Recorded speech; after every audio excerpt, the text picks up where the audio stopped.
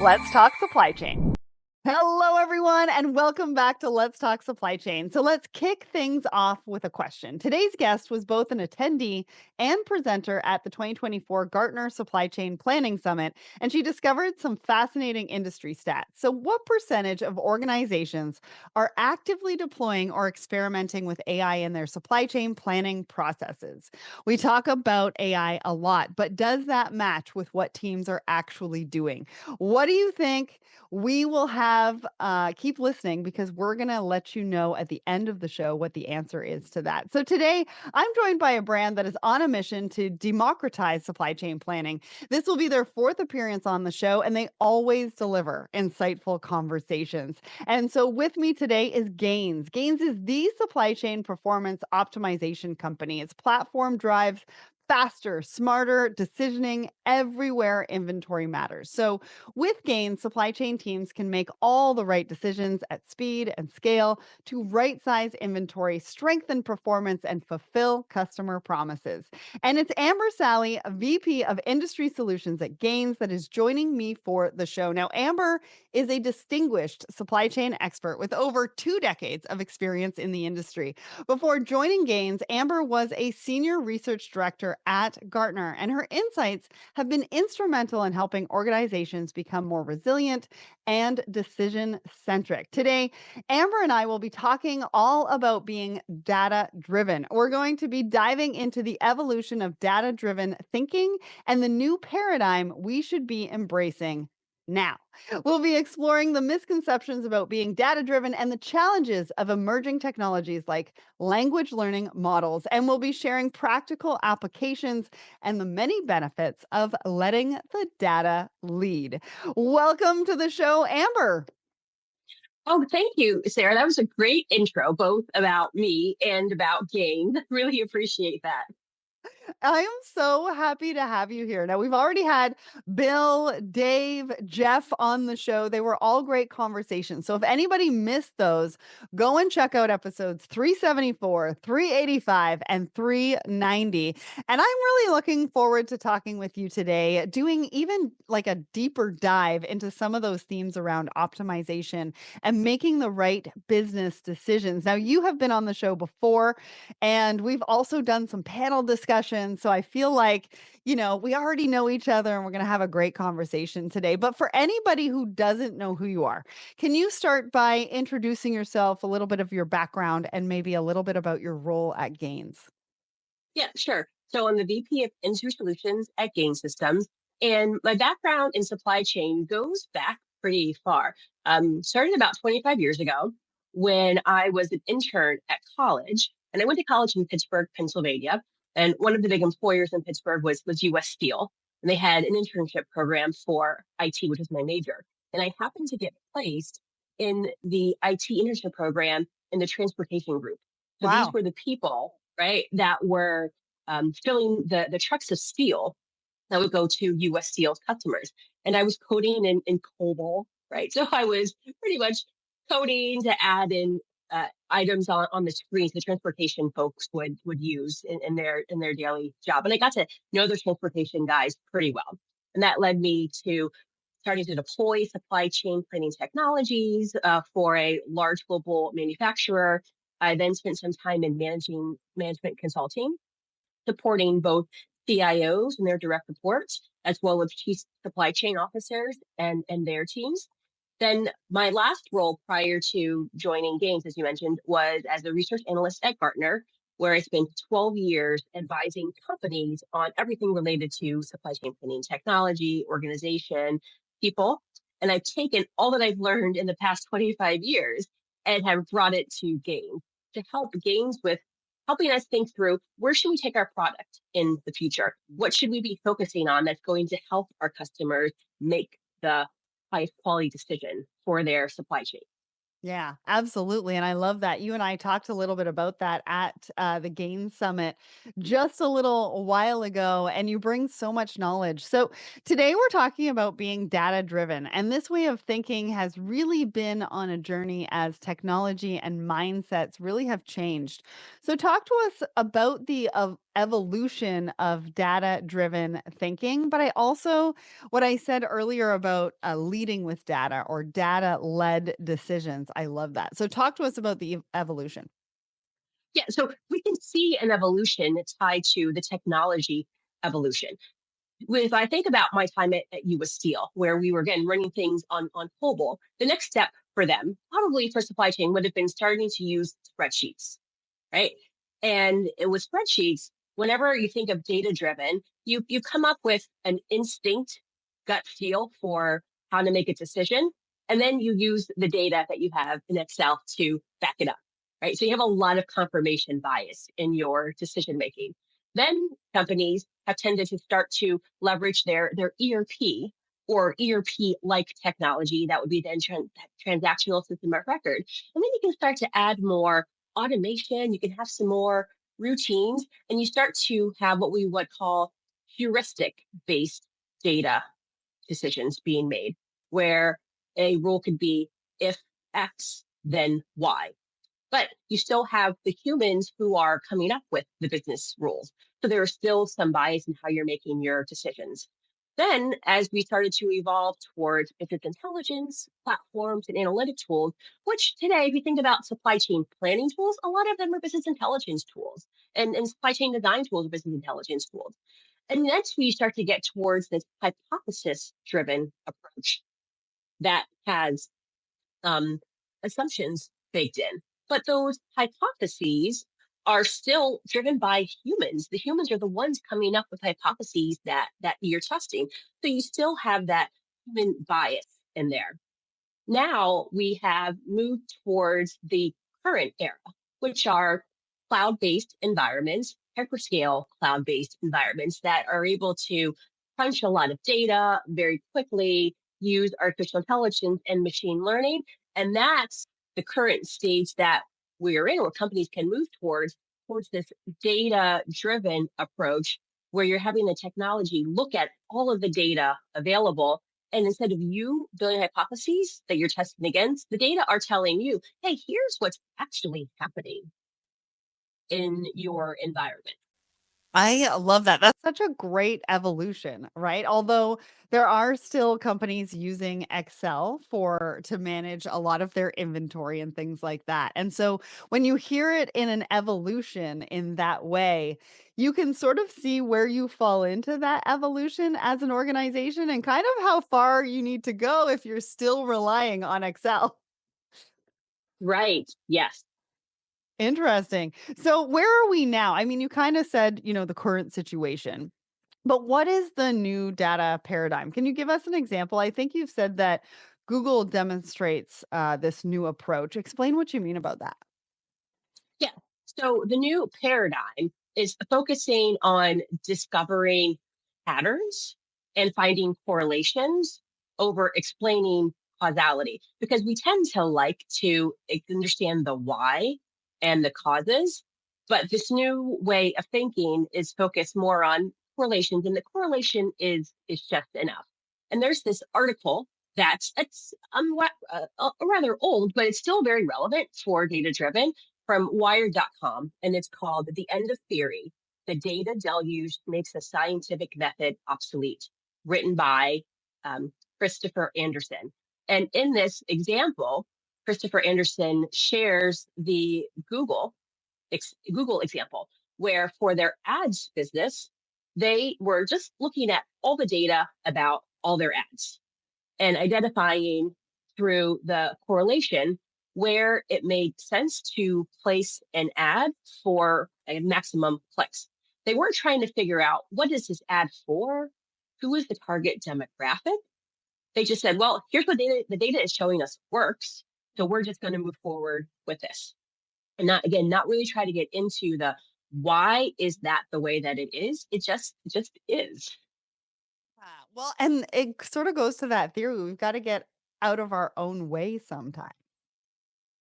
Yes, yes, yes. As mentioned earlier, this idea of the bias, and that's bias has plagued us in supply chains for a very long time. And again, with the technology evolution, we can see how bias has crept in to the way that we operate.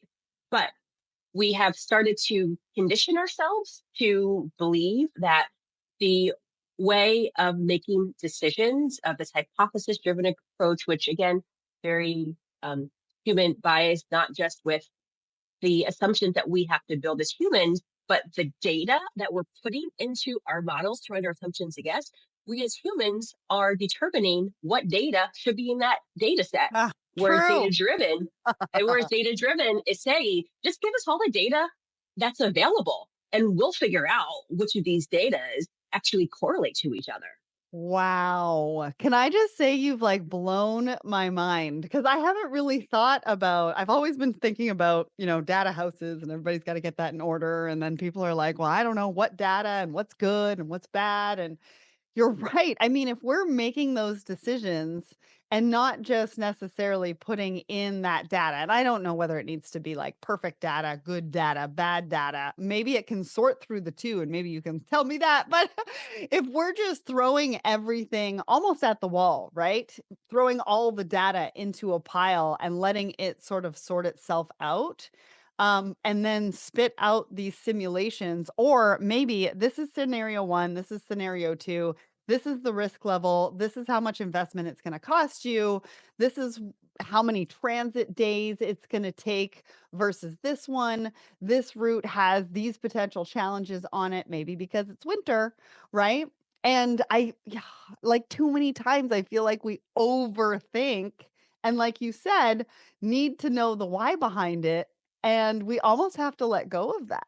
Wow. Yeah, and there are a few things that you just touched on that I want to touch on as well. One is that for a lot of companies, when they think of being data driven, they do think of just having more data, Yeah. and they think of having higher quality data, which is helpful to have higher quality data. Now, for what you're trying to solve for, you don't always have to have more and more and more data. Sometimes a sample of the total data will be enough to give you enough correlation to move forward. But having that higher quality data does add additional value. But then it's taking the next step and thinking not just higher quality and more data for each individual item, but just more data overall. And the other thing to consider as well is part of the challenge that we had in the past with, again, this human bias around what data we're going to bring in was also impacted by what data you're actually going to pay for to bring into your environment,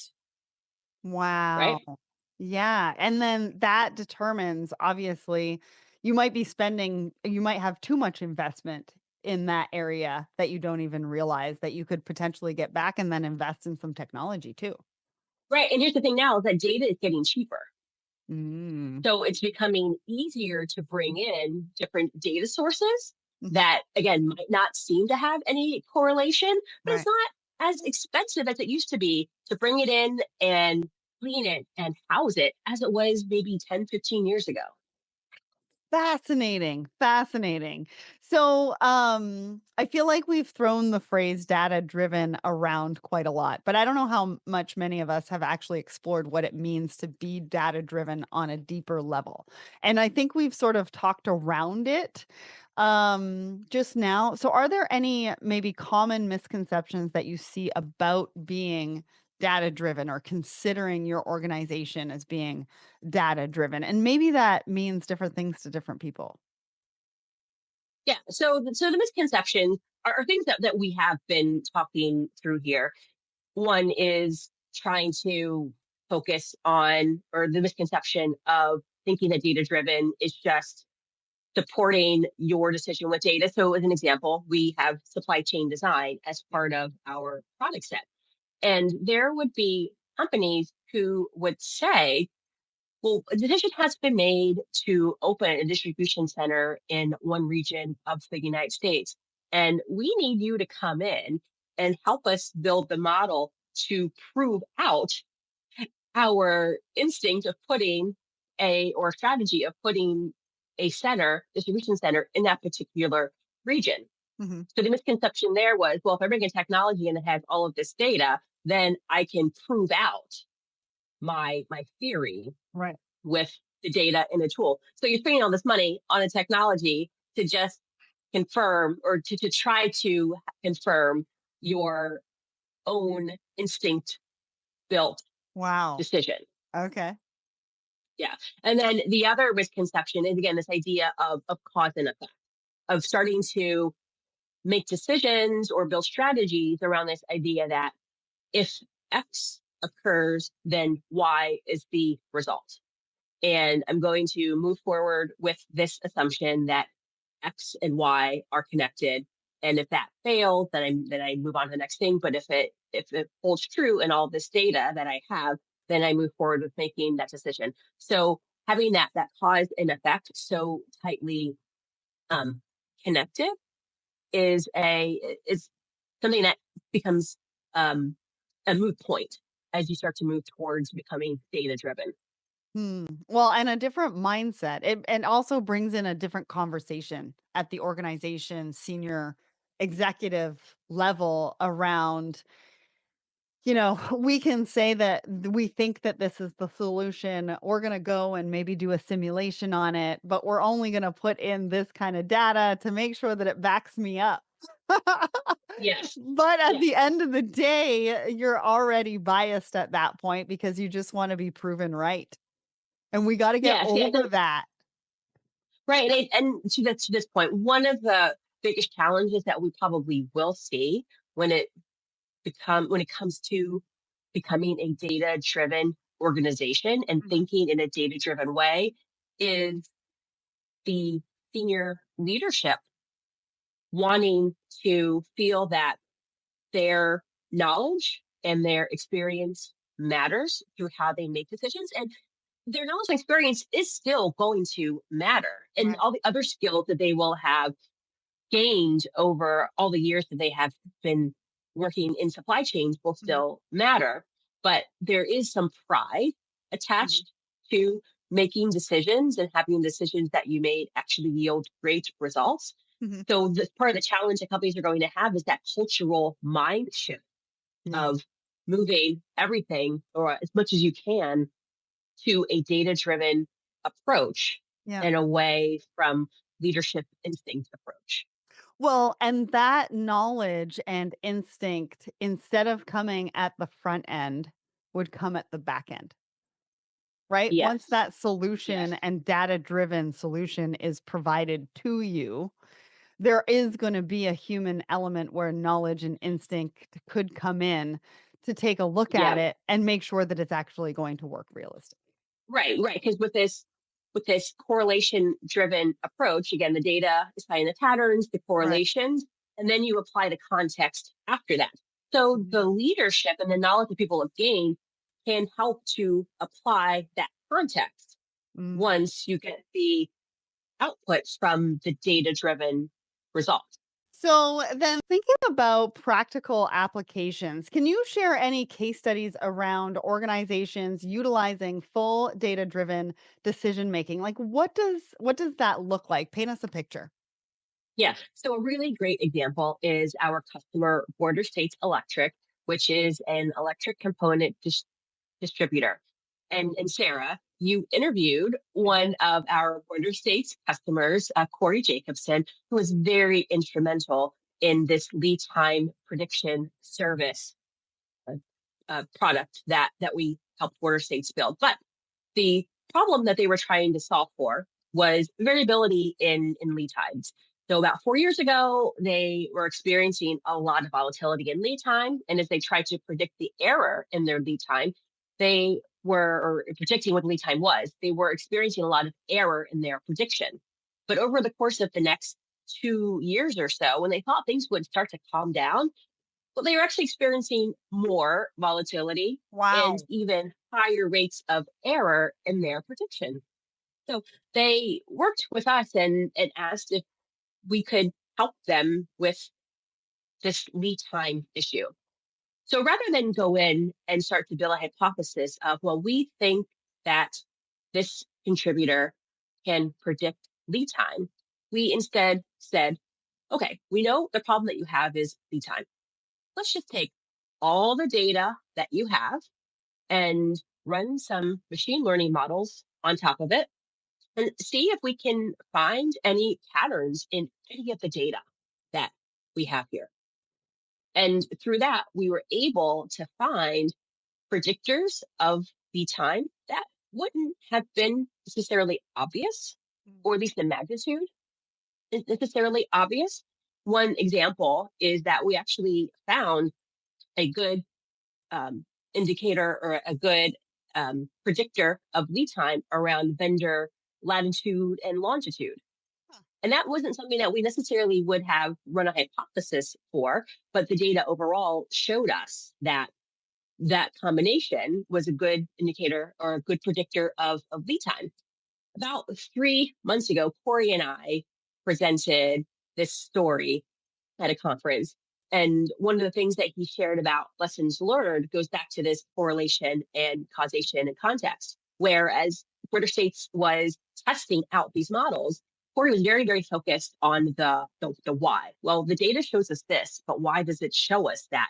And he soon had to learn he can't focus so much on the why. He needs to focus on but identifying what other data can we share with gains to see if there is even more correlations in all of this data that can help us better predict lead times. So amazing. And I want to let everybody know that if you want to see my interview with Corey, it's over on the Gains YouTube channel. So head over there, check that out. It was a really fascinating discussion that I was able to have around some of their goals and KPIs and what they did and how they put everything in place. So you can hear it from Corey himself. So I appreciate you using that one as an example because I know firsthand just from talking to him how much of a difference it's made to what him and his team are doing on a day-to-day basis. Now, I want to talk about language learning models. Now, this is a bit of an emerging technology, although I'm not sure if it necessarily is. It's just being talked about more, right? It has a lot of potential. I just don't know if we're at a stage where we're looking at it as an option over AI and it's part of that conversation. And we've been talking about putting in that right data and getting the results that you want. But I also think that there's a lack of training, education to use these tools.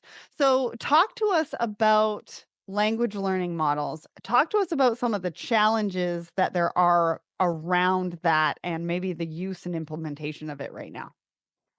So let's think about LLMs this way. To your point, we have been hearing about them a lot more, but oftentimes in respect to generative AI. And if we think about what generative AI is, it's ultimately a predictor, but it's trained to predict around, and it's very good at predicting text because it knows the rules of language. Because the rules of language are pretty rigid and they've been around for a very long time. So generative AI can go into LLMs and can again predict a string of text and the next string of text and the next string of text with a pretty high rate of accuracy. Hmm. But if we're thinking about forecasting, or we're thinking about creating inventory plans or production plans, there's not an established pattern for demand forecast or inventory activity or production plan. What an LLM is not able to tell is if you have data around your inventory stocking levels and things seem pretty consistent, and then for 1 week you have a value that's really high or really low. Well, it can tell that that value is different, but it has no way of knowing through patterns what that up increase or decrease would or could be. So Right. it's not a very good tool for predicting numbers, or especially in the world of supply chain, for predicting the what's next for a forecast or an inventory plan or a production plan. There are other tools that could be better, uh, uh, to do better jobs than leveraging AI. But LLMs, they're going to be great for helping us type into a screen. Can you tell me what my inventory list is in Right. DC 123, and get a response back? If we're actually creating plans, there are some challenges there. Mm. And so, when we talk about like that data driven evolution, can you walk us through the stages of progression? What do they mean for teams? I mean, I just sort of asked you around, you know, what do we need to be learning or maybe upskilling or positioning our teams to understand better, right? Data, right? Data driven decisions, maybe LLMs, depending on what you're using it for. How do we use it? What does that look like?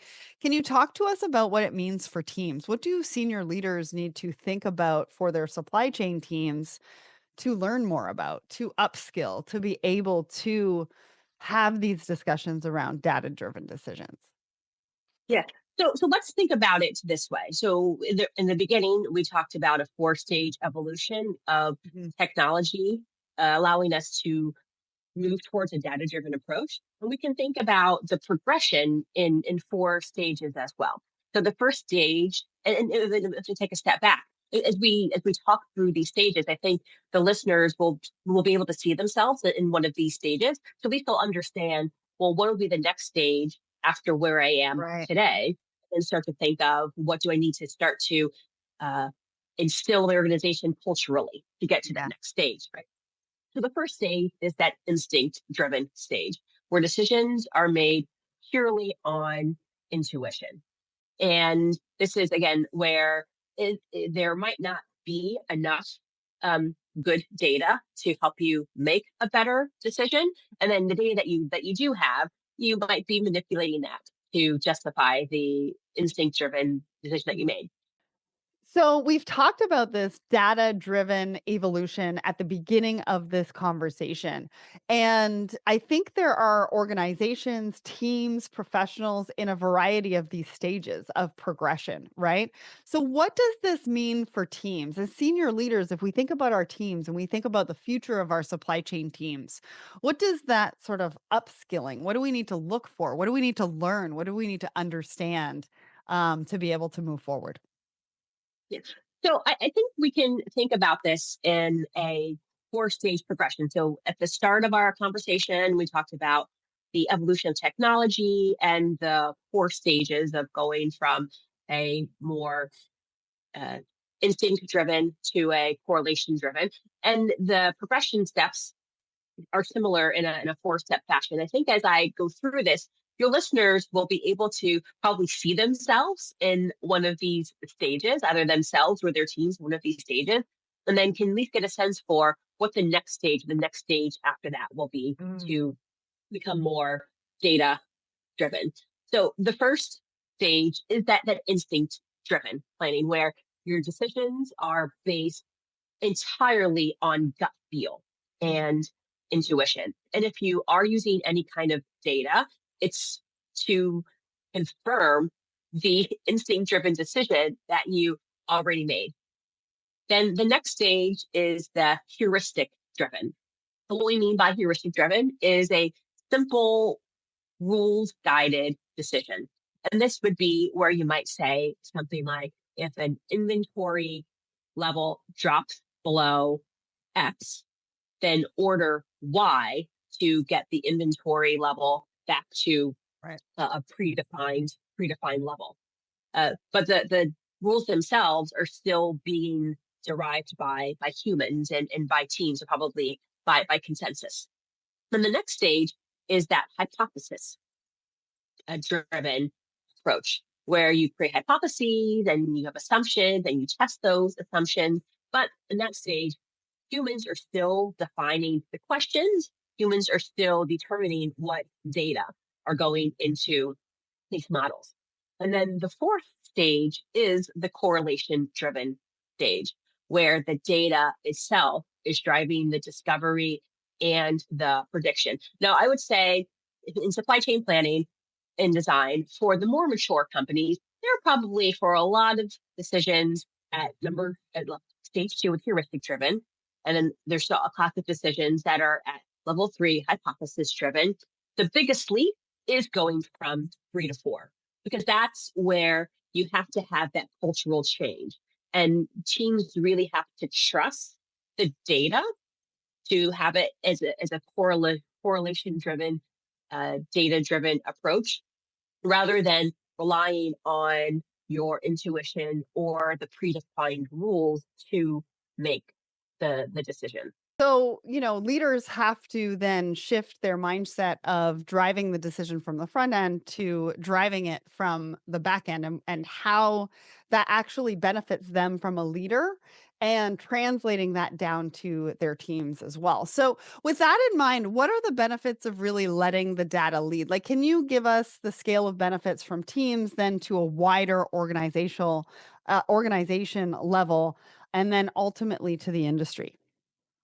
Yeah. So for teams, moving towards a data driven approach allows for faster, actionable insights and a reduction of manual effort and bias so that teams can start to focus on more value add activities, start to focus on activities that require more human interaction, interacting more with suppliers and vendors, building stronger relationships with your customers, things that you wanted to put more focus on, but haven't been able to because you're trying too much to make decisions on look, by having and the heuristic based approach Mhm. um, or using hypotheses Mhm. Well, for and the control, organization right? I and almost feel like control. this word is coming up for me a lot, and we haven't really used it yet, is that we have to release our grip on control a little bit. Yes, yes. And then for the business as a whole, the business can achieve better inventory management, better supply chain designs, and increase their overall resilience. Again, by this idea of being able to uncover hidden patterns and optimize and unleash the value in um, in the network or within the business environment as a whole. It actually allows companies to adapt to market changes faster as well. I mean, we're at a time where the market is currently changing. The economic situation is currently changing. There are other influencers that are leading to it leads to more uncertainty, more variability. And we as humans can't keep up with that. We actually don't necessarily know what hypotheses we could build based on all of this constant change. We don't have to worry about that. We let the data tell us what's happening and how that's really affecting our operations. And then we can take action faster and be more assured that the action that we're taking is going to be positive for us and for our partners. Absolutely. Well, I have really loved this conversation. I can't believe we're at the last question. Can you just sum up exactly how gains can help organizations to adopt what we're talking about today, which is like that truly data driven approach, trusting the data, inputting more data, right? Trusting the results that sort of come out. Yeah, yeah. Well, first we've done it before with the border states example. Yeah. So this isn't just a theory for gains. We've actually put this into practice. But other ways that the gains approach supports this transition towards data driven. We help to eliminate rigid models because our platform identifies the dynamic relationships in the data. We are able to leverage AI and machine learning. And through that, that's how we can surface the actionable insights, like the unexpected predictors of lead time. And our platform also helps to adapt as the data evolves. And again, this idea of enabling business to make faster decisions and smarter decisions more quickly. And then lastly, we help with companies with their strategies towards improving resilience as we focus on prediction and optimization. And that helps companies thrive in this complex and uncertain world with a lot of variability. I love that. So there's still a big problem with today's supply chain planning processes. While many organizations have plenty of data, they're still struggling to translate it into actionable decisions. Incredibly, a huge 65% of organizations use data primarily to justify decisions that have already been made, which we talked about today. But talk about putting the cart before the horse. Now, Gaines operates a decision engineering approach. Their framework integrates real time data across supply chain nodes, enabling businesses to model, test, and execute decisions that maximize value. Their advanced modeling tools enable a meaningful shift from hypothesis driven processes to data led insights. And so, did you have a guess at today's big question? Well, at the top of the show, I asked you what percentage of organizations are actively deploying or experimenting with their AI in their supply chain planning processes? Well, it's over 75%. Now, that's a huge number. And I think a lot of organizations still need a lot of help translating some of those experiments to success. And that's where a partner like Gains comes in. So if you want to find out more from them, go to gainsystems.com, head over to their YouTube as well to see many of the interviews that I did at the Gains Summit just a few months ago. If you'd like to hear more from us at Let's Talk Supply Chain, we feature the best and the brightest in the industry. So head over to letstalksupplychain.com or our YouTube channel to check out the latest. Amber, thank you so much for joining me here on the show today. Yeah, thank you for having me. It was a lot of fun.